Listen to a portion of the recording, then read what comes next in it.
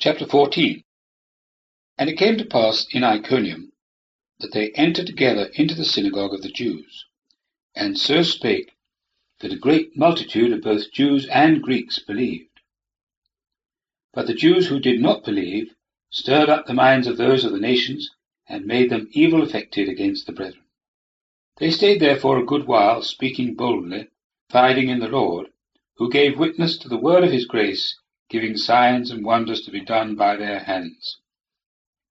And the multitude of the city was divided, and some were with the Jews, and some with the apostles. And when an assault was making, both of those of the nations and the Jews with their rulers, to use them ill and stone them, they, being aware of it, fled to the cities of Lycaonia, Lystra, and Derbe, and the surrounding country, and there they were announcing the glad tidings. Verse 8. And a certain man in Lystra, impotent in his feet, sat, being lame from his mother's womb, who had never walked.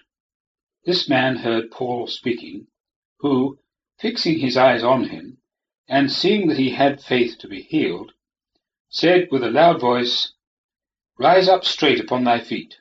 And he sprang up and walked.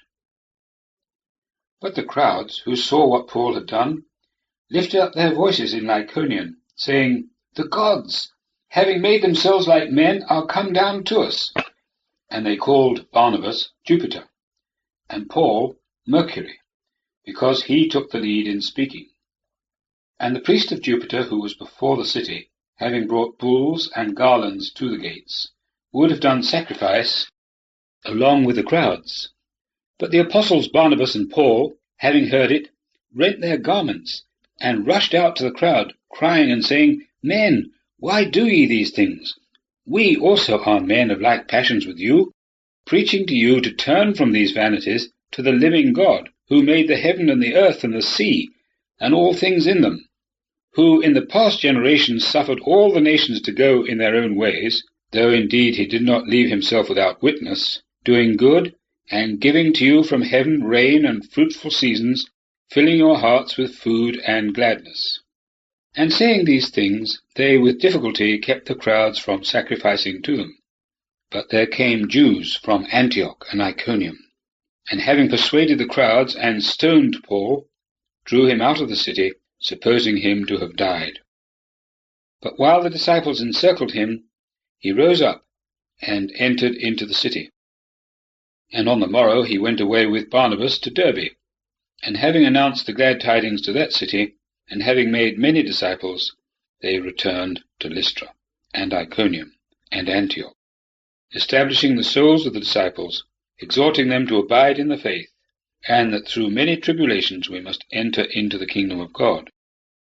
And having chosen them elders in each assembly, having prayed with fastings, they committed them to the Lord, on whom they had believed.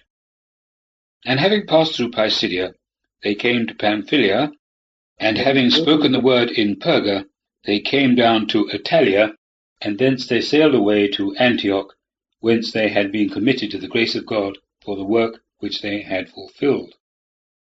And having arrived, and having brought together the assembly, they related to them all that God had done with them, and that he had opened a door of faith to the nations. And they stayed no little time with the disciples.